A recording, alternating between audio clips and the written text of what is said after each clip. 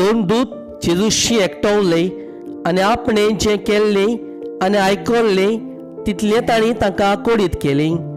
तेन्ना ताणें तांकां सांगलें, एक एकसुरे सुवातेर तुमी एकठांवले येयात आनी मातसो विसव घेयात, कित्याक येती वेती इतलीं जाणां आसलीं की जेवूंक लेगून तांकां फुरसत नासली. आनी व्हड्यार चडून ते एका एकसुरे सुवातेर कुशीन गेले. ते वेता म्हूण पळोवन सोबा जाणांनी कोयतेय पारकिलें आनी पांय वाटेन सगळ्या नोगरां तावन तोय ती वेगी वेगी गेली आनी ताजे आदीं पावली.